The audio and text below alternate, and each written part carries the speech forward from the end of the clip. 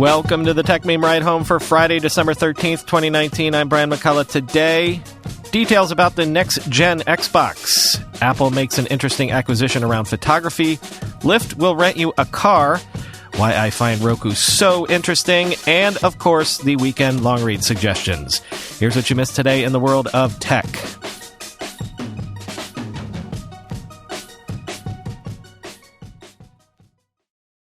Microsoft's next-generation Xbox, the machine that until now has been known as Project Scarlet, is now officially going to be named Xbox Series X. And if you feel like the name is not quite distinct enough, believe me, you will not confuse this machine with any other Xbox console if you're actually looking at it, because this bad boy looks like a computer, or at least different than all the other Xboxes. Maybe because it is largely a computer, though. Quoting The Verge, the console itself is designed to be used in both vertical and horizontal orientations, and Microsoft's Xbox chief, Phil Spencer, promises that it will, quote, deliver 4 times the processing power of Xbox One X in the most quiet and efficient way, end quote. Microsoft used the Xbox Series X to showcase Hellblade 2, a new game from Ninja Theory that is being developed for its next Xbox console. While Microsoft has revealed the design here, the company isn't revealing exact specs beyond what has been previously discussed. Microsoft isn't talking GPU performance specifics just yet, but Spencer has dropped some hints in an interview with GameSpot, and the graphics you see in the Hellblade 2 trailer were supposedly captured in a game engine running on the console in real time. Quote, we wanted to have a dramatic upgrade from the Xbox One base console, says Spencer. So when we do the math, we're over 8 times the GPU power of the Xbox One and 2 times what an Xbox One X is, end quote. The Xbox One X is 6 teraflops of GPU performance, so the Xbox Series X could be capable of 12 teraflops, end quote. Which, yeah, check out the preview video in the linked article because it is impressive. The uncanny valley might not be long for this world. Maybe we won't even have one by the end of this decade. And back to the design, the actual hardware design. Dieter Bohn called it the Cybertruck of game consoles, but I'm pretty sure he meant that in a good way. And here's Sam Bifford's take, quote, gadgets get described as monolithic all the time, but I can't think of a better application of the word than the Series X. It's a vertically oriented, virtually featureless black slab. While it shares design language with the Xbox One X, that only serves to highlight the difference between the two. The One X was designed to be as small as possible, but the Series X screams power. With its chunky, prismatic frame, the Series X feels like it won't be constrained in any physical dimension. It's reminiscent of compact gaming PCs like the Corsair One. That has its drawbacks. Even in horizontal orientation, it definitely won't fit in my TV cabinet. But the advantage is that Microsoft now has a lot more thermal headroom to play with than ever before, end quote. Mark Gurman is reporting that Apple is buying Spectral Edge, a UK-based startup whose tech improves the colors of photos by taking infrared shots and then blending them with standard photos. Gurman was not able to nail down the purchase price, but apparently Spectral Edge had raised $5 million in funding to date. But back to that tech, back to what Spectral Edge actually does. It uses machine learning to do that infrared blending in order to make smartphone pictures crisper with better color, quoting Gurman. Spectral Edge's technology could contribute to the AI Apple already uses in its camera app by continuing to improve the quality of photos in low-light environments. The startup has said its technology can be applied via software or chips. Apple's latest devices include custom processors that assist with picture taking, end quote. Lyft has launched a car rental service with no mileage limits, starting in San Francisco and LA for as low as $35 a day. Lyft will even give you 2 $20 ride credits to cover the cost of, actually taking a Lyft to wherever your rental car is parked, which altogether, including the low price per day sounds insane to me. Like, is there any margin in this for them?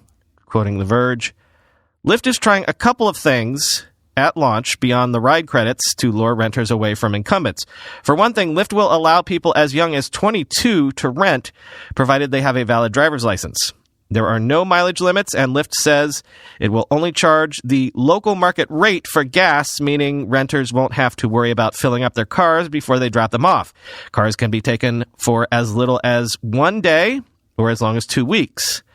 At launch, Lyft is making the Volkswagen Passat sedan and the Volkswagen Atlas SUV available to rent in San Francisco.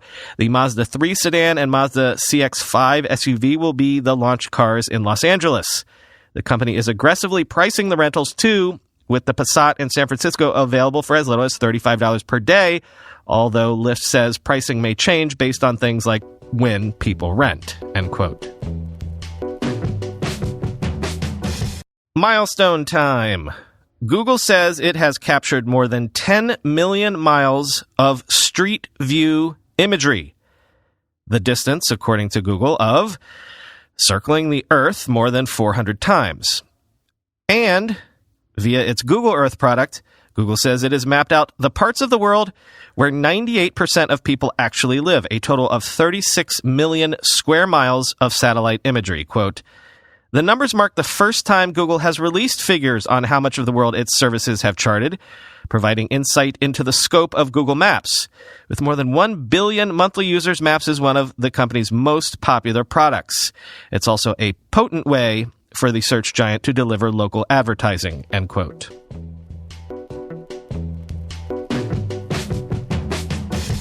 I've been waiting for someone to do a summary piece about Roku for a while now, because for all of the noise about the streaming wars, as I've said repeatedly, I think people are sleeping on the concept of ad-supported streaming television.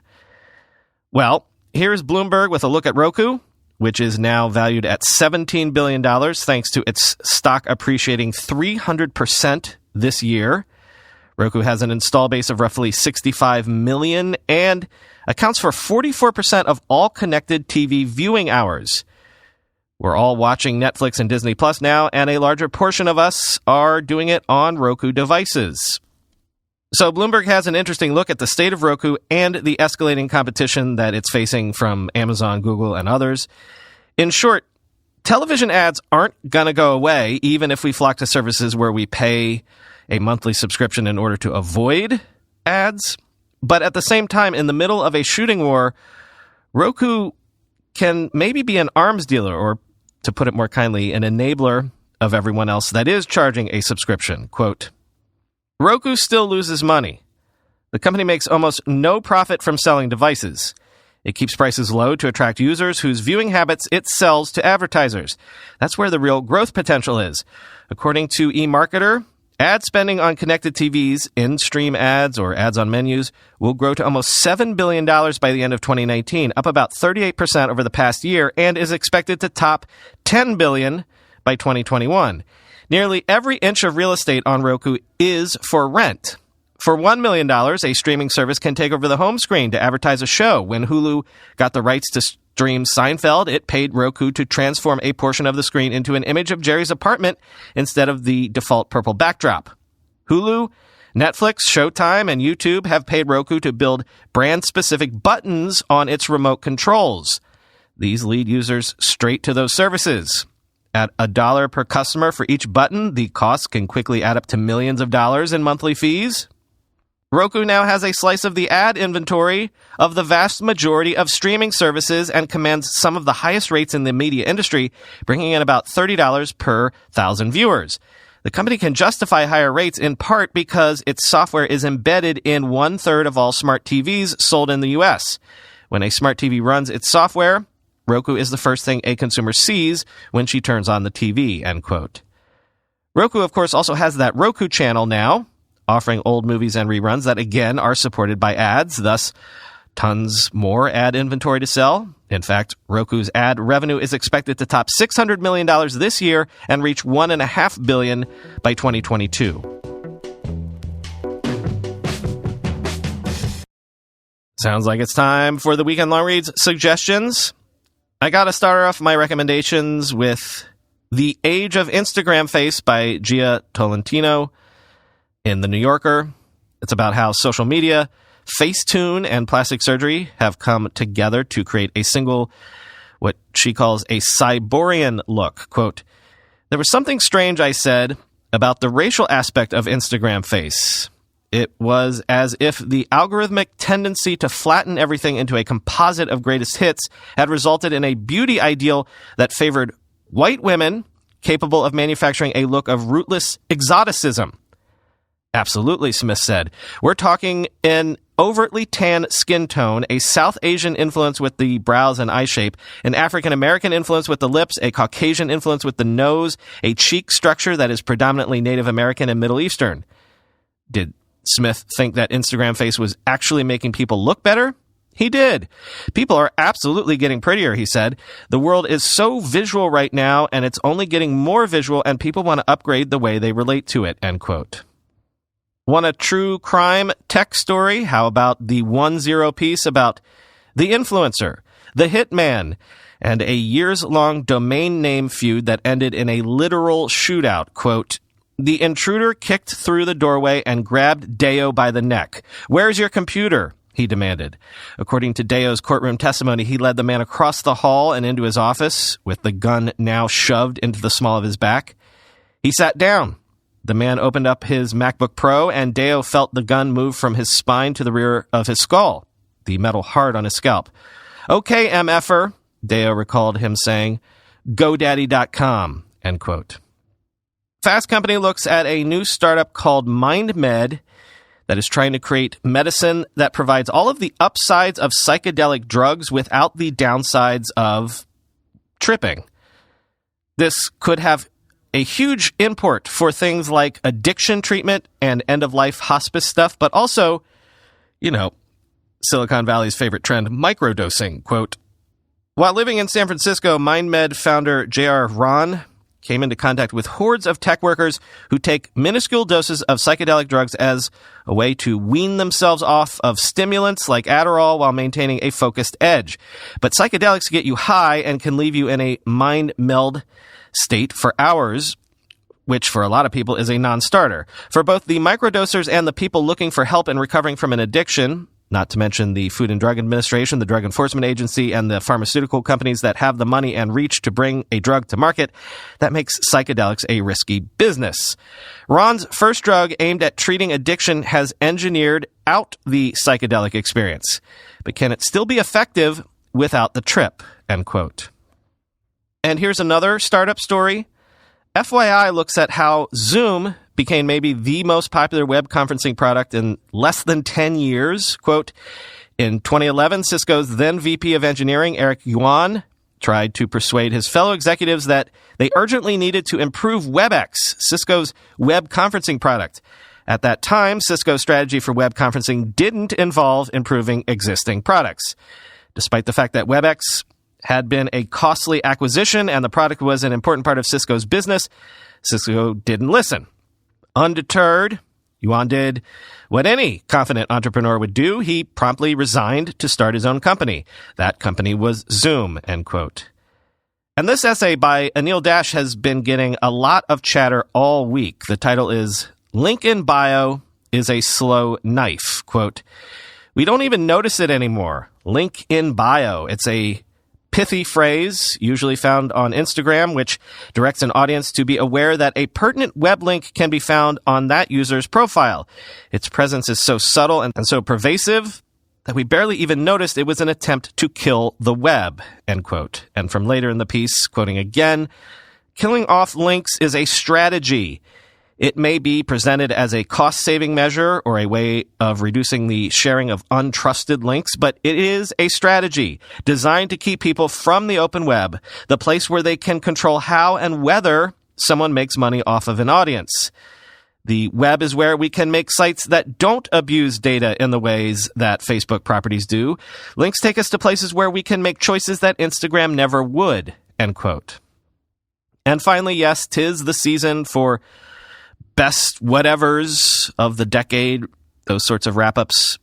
The Verge has a monster list of what it is calling the most important gadgets of the decade. And this has prompted a lot of back and forth all week as well, as you might expect, depending on how you feel about the rankings. But it's also just fun to take a look at everything that happened, where we are, where we were, everything that this show would have told you about were it also a decade old. That is all for today and for this week. There's one weekend bonus episode coming to you this weekend, tomorrow, Saturday. Actually, the last weekend bonus episode of the year. I've got my wife's work holiday party to go to tonight, so be on the lookout for drunken, bored tweets. Talk to you on Monday.